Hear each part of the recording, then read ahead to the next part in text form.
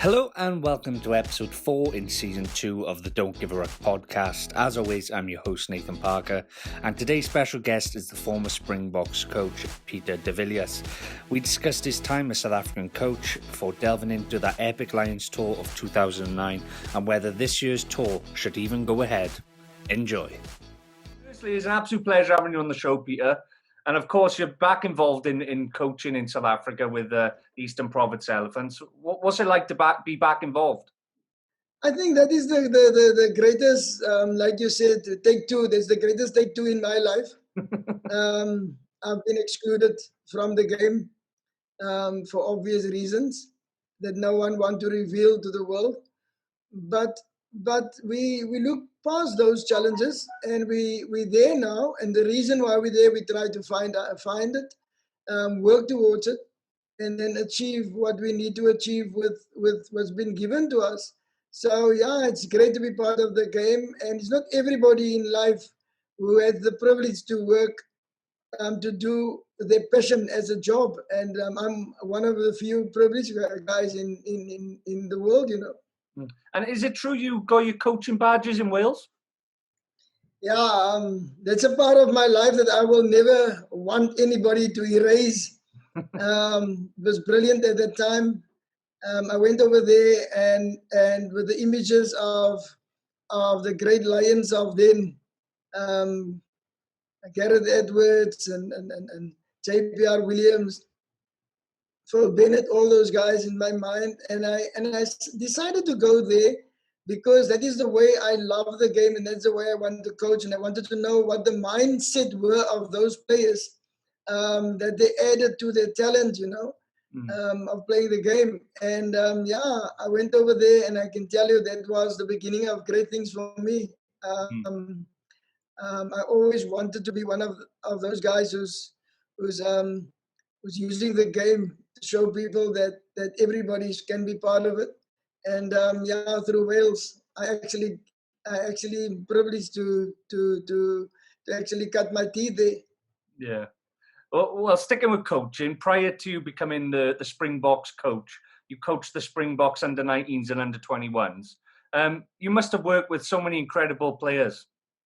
Yeah, you know, what I understood early in my life is that the player in the person is not the most important entity you're working with.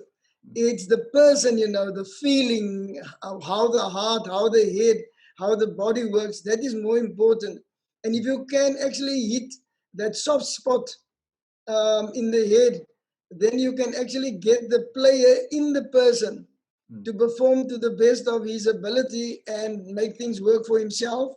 And what's more important is that there's a life after rugby, and those players who are actually using the game as a platform to build a life on, because the same decisions you have to make under pressure on a rugby field will come again to meet you in real life, you know.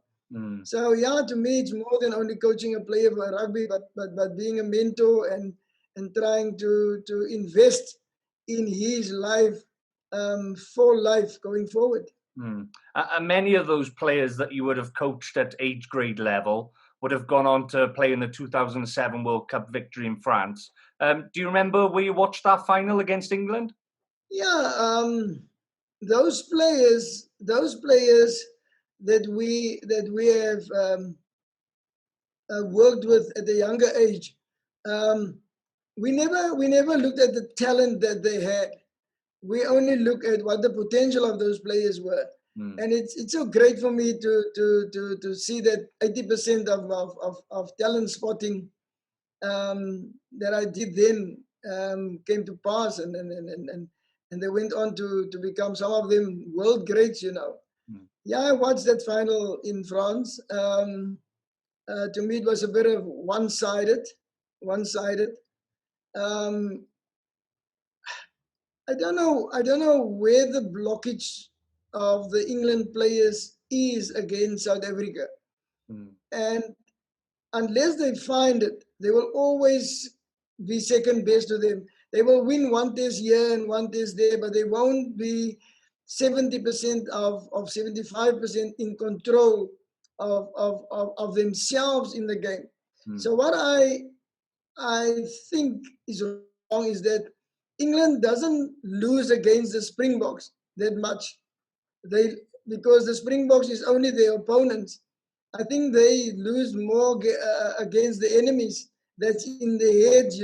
Something that is deep rooted in their lives. I don't know what it will be. I don't know how they can fix it. But if I'm there, you can find it and you can lay your finger on it and get the players to overcome that enemies first before they face the opponents.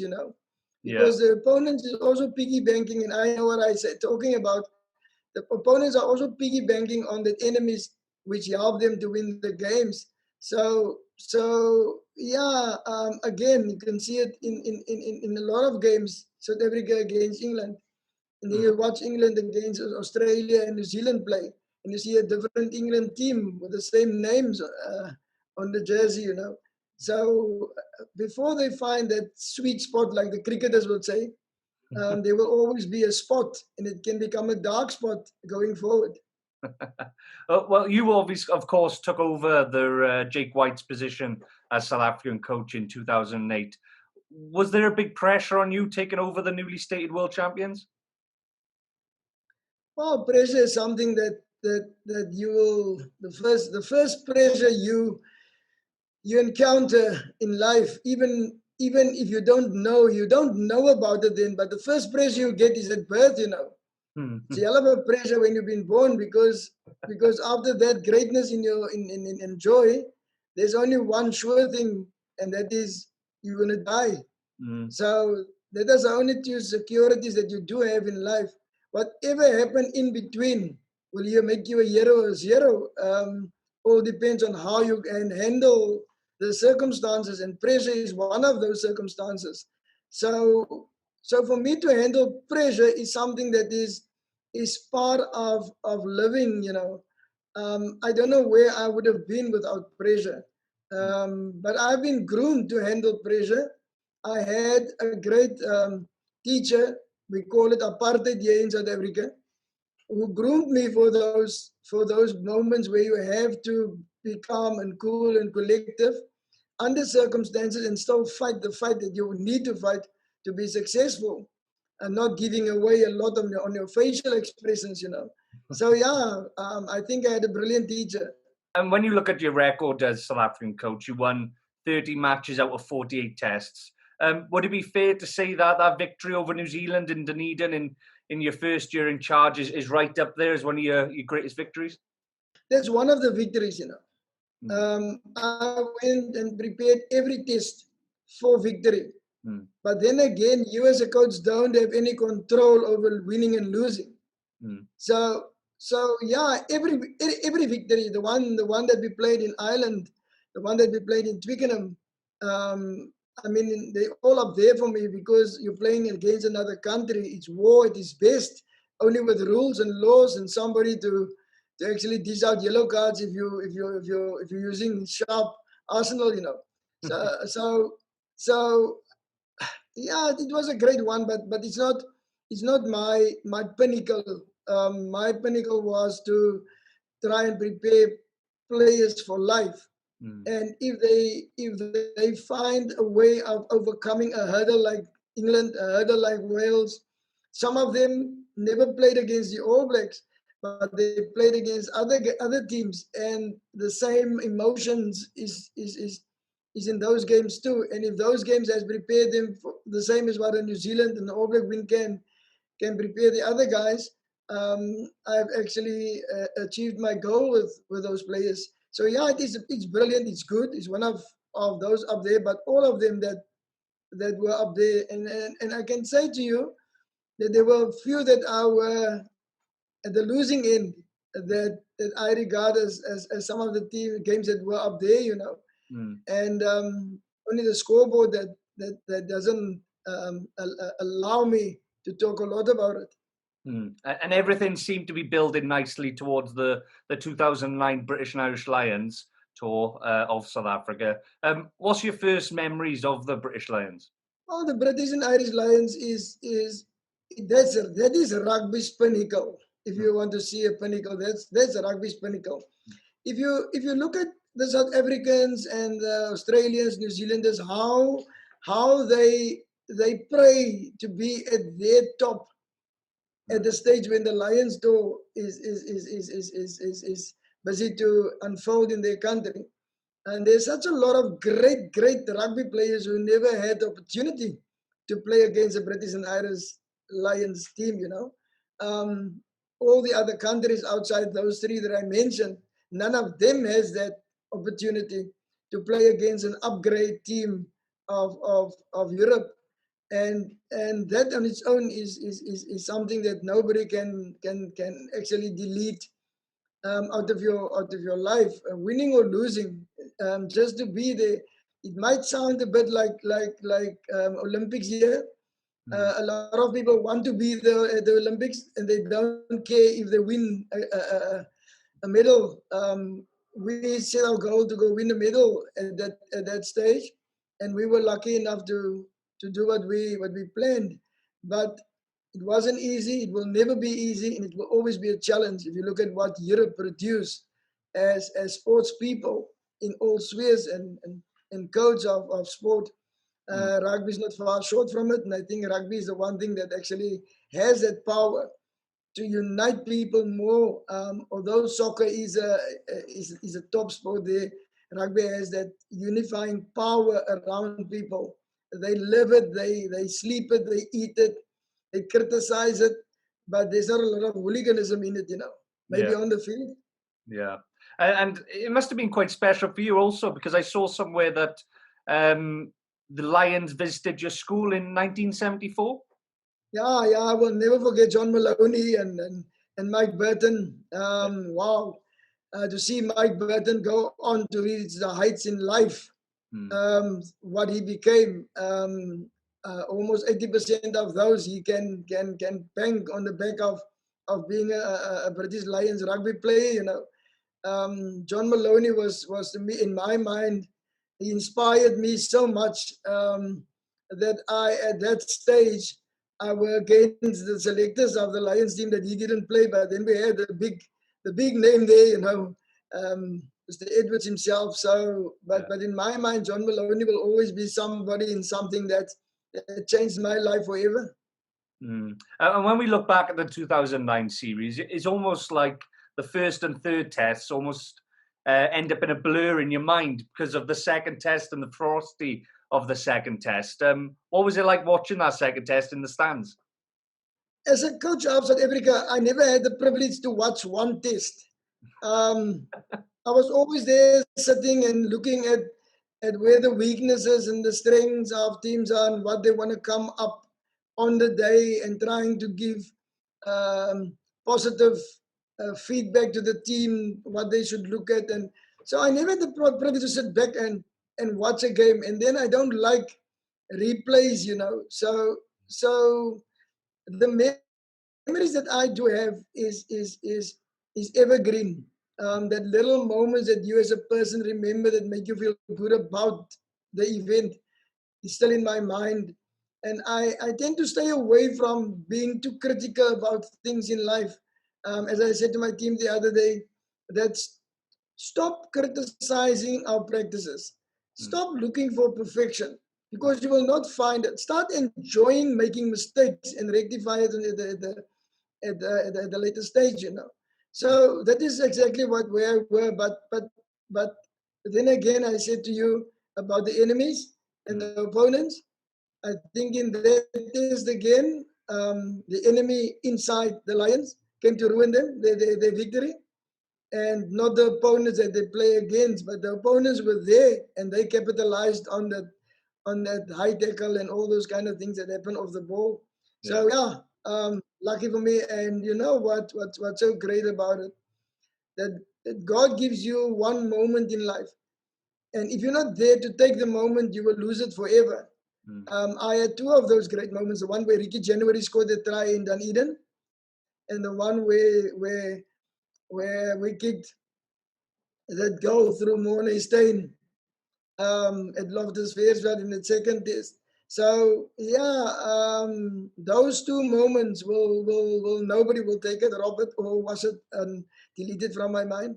Yeah, and maybe people over in the UK can look back at that second test for the ferocity. Obviously, Gethin Jenkins and Adam Jones had to go off injured at one point, and of course there was the incident with Schalkberger. You come out after the game and defended Schalkberger to an extent.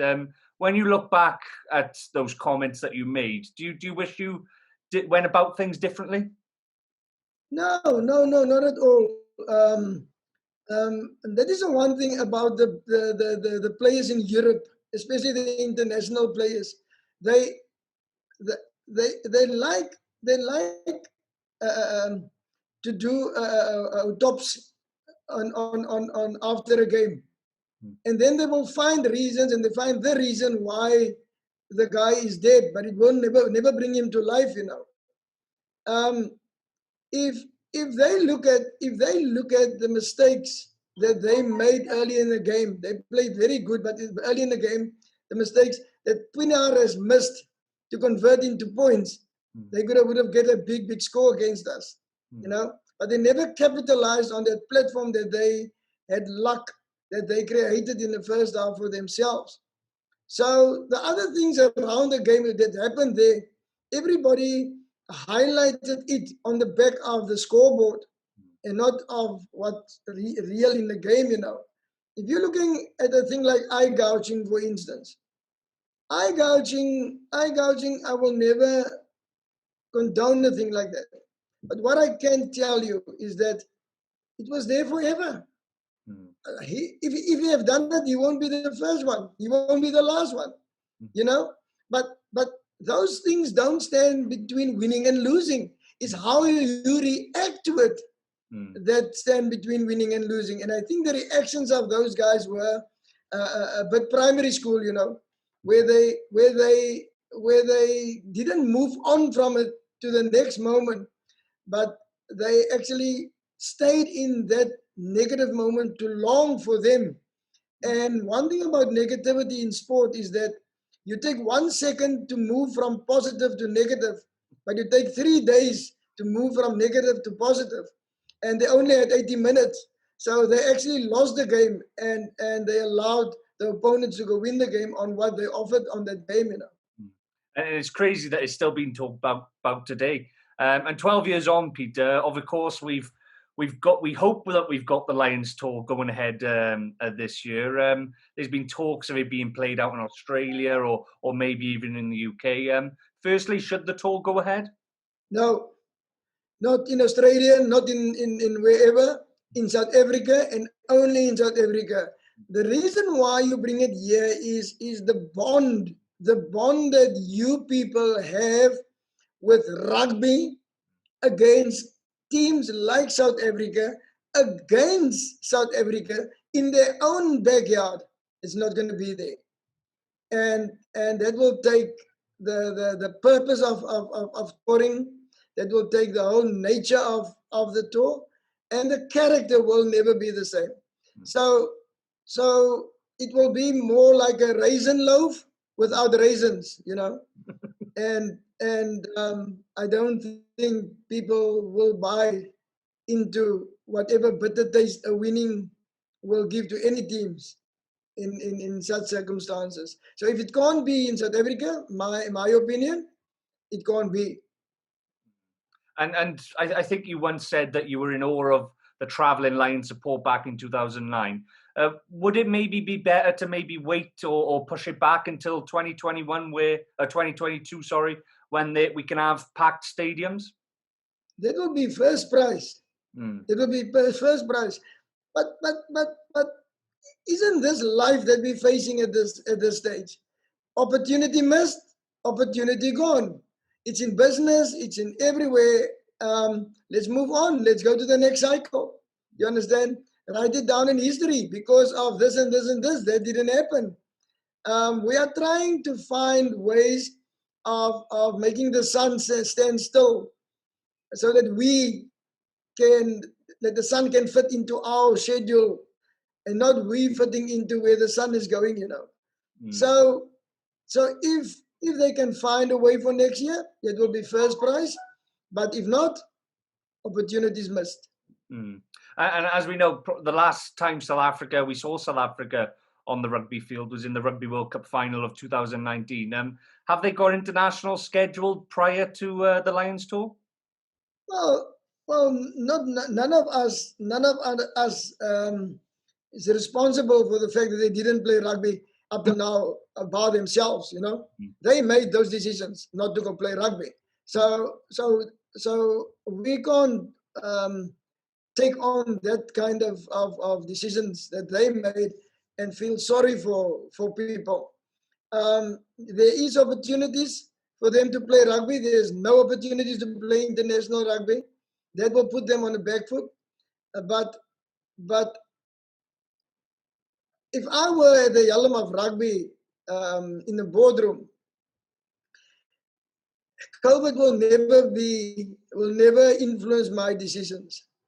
There will be a way that I'll find around it, because the decision I'm making and the reason why I'm there is a rugby decision.